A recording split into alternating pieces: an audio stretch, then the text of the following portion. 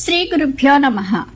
పరమేశ్వరుని శివలింగ రూపమున సాకారమైన విగ్రహ రూపమున పూజించటం వలన కలుగు మహాత్మ్యమును రహస్య శుభఫలములను తెలుసుకుందాము.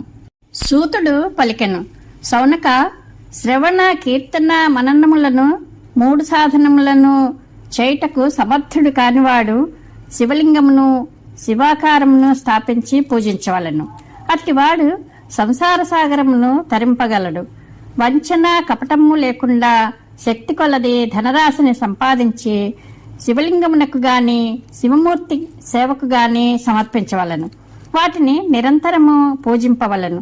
దాని కొరకు భక్తిభావముతో మండపము, గోపురము, తీర్థము, మఠము, క్షేత్రమును స్థాపించవలను. ఉత్సవమును జరపవలను.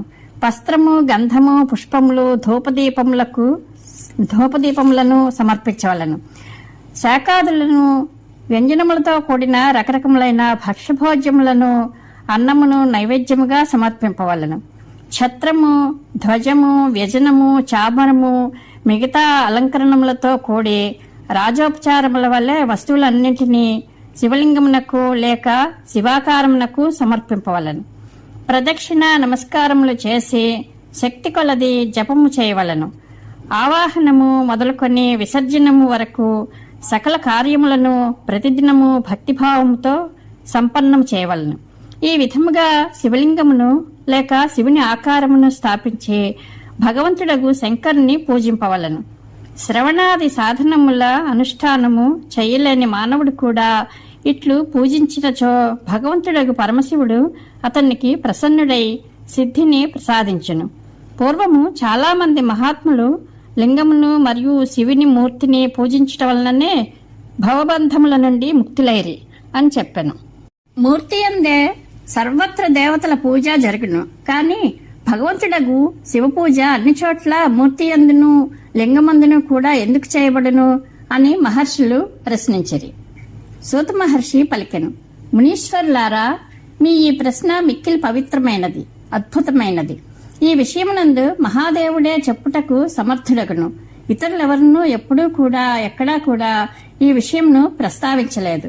ఈ ప్రశ్నకు సమాధానముగా పరమశివుడు చెప్పిన దానిని గురుముఖమున నేను విన్నదానిని క్రమముగా మీకు తెలిపెదను. భగవంతుడైన శివుడు ఒక్కడే బ్రహ్మరూపుడు కనుక నిష్కలుడు అని చెప్పబడెను. ఆ స్వామి సాకారుడు కనుక ఆయనను సకలుడు అని కూడా చెప్పెదరు. కనుక సకలుడు నిష్కలుడు రెండును ఆ దేవదేవుడే. పరమశివుడు నిష్కలుడు, నిరాకారుడైన కారణమున్ననే ఆ స్వామి పూజకు ఆధారమైన లింగము కూడా నిరాకారముగానే మనకు ప్రాప్తించినది. అనగా శివలింగము శివుని యొక్క నిరాకార రూపమునకు ప్రతీకయగును. ఇదే విధముగా శివుడు సకలుడు లేక సాకారుడు అయిన కారణమున ఆ ప్రభువును పూజించుటకు ఆధారమైన విగ్రహము సాకారముగా ప్రాప్తించును. అనగా పరమశివుని ఆకారమైన విగ్రహము ఆయన సాకార స్వరూపమునకు ప్రతీకయగును. సకల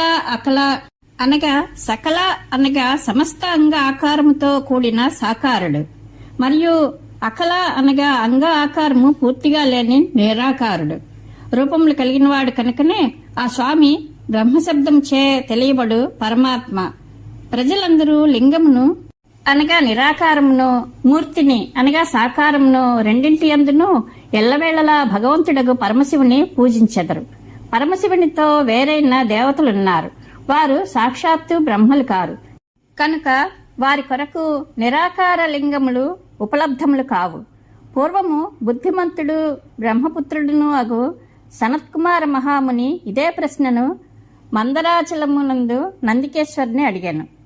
సనత్కుమారుడు ఇట్లు పలికెను, స్వామి, శివుడు కాక వేరుగానున్న దేవతలందరినీ పూజించుటకు అన్ని చోట్ల అధిక సంఖ్యలో వేరు ఆకారములే వినిపించుచున్నవి. కేవలము భగవంతుడకు పరమశివుని పూజయందే లింగము మరియు ఆకారము రెండును ఉపయోగంలో కనిపించుచున్నవి.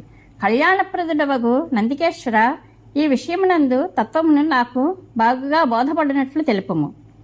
నందికేశ్వరుడు ఇట్లు పలికెను, పాపరహితుడవైన బ్రహ్మకుమార, ఇది మిగుల గోపనీయ విషయము. మా వంటి వారెవ్వరూ దీనికి సమాధానము చెప్పజాలరు. శివలింగము సాక్షాత్తు బ్రహ్మకు ప్రతీక. మీరు శివభక్తులు కనుక భగవంతుడగు పరమశివుడు ఈ విషయమున చెప్పిన మాటలను మీకు నివేదించదను. శివభగవానుడు బ్రహ్మస్వరూపుడు, నిష్కలుడు.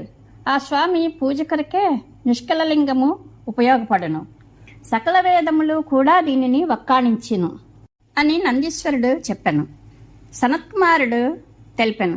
భాగ్యశాలివగు యోగీంద్ర, భగవానుడగు శివుడు మరియు ఇతర దేవతల పూజలందు లింగము మరియు వేరు శివాకారం యొక్క ప్రచారము గోప్యమని తెలిపితిరి. ఇది యథార్థము. కనుక లింగము, శివాకారమూర్తి మొదలగు వాటి ఉత్పత్తిని గురించిన ఉత్తమ వృత్తాంతమును ఇప్పుడు నేను వినదల్చితిని. శివలింగము ప్రకటితమైన వృత్తాంతమును నాకు తెలుపుడు అని అడిగాను. దీనికి సమాధానముగా నందికేశ్వరుడు భగవంతుడగు పరమశివుని నిష్కల స్వరూపమగు లింగ ఆవిర్భావ ప్రసంగమును వినిపించ ప్రారంభించెను. ఆయన బ్రహ్మ విష్ణువుల వివాదమును, దేవతల వ్యాకులతను, చింతను, దేవతలు దివ్య కైలాస శిఖరమునకు వెళ్ళుటయు, వారు చంద్రశేఖర మహాదేవుని స్తుతించుట, దేవతలచే ప్రేరితుడై మహాదేవుడు బ్రహ్మ విష్ణువు యొక్క వివాద స్థలమునకు విచ్చేయుట, ఇరువురి మధ్య నిష్కలము, ఆద్యంతరహితము, భయంకరమైన అగ్నిస్తంభ రూపమున ఆ స్వామి ప్రకటితుడగుట మొదలగు ప్రాసంగిక గాథలను చెప్పెను. తదనంతరము శ్రీ బ్రహ్మ, శ్రీ విష్ణువుల మధ్య ఇరువురి ద్వారా ఆ జ్యోతిర్మయ స్తంభము యొక్క పొడవు, లోతులను గమనించు చేష్ట చేయుట, కౌతికీ పుష్పము యొక్క శాపము, వరదానము మొదలగు ప్రసంగములను కూడా వినిపించెను.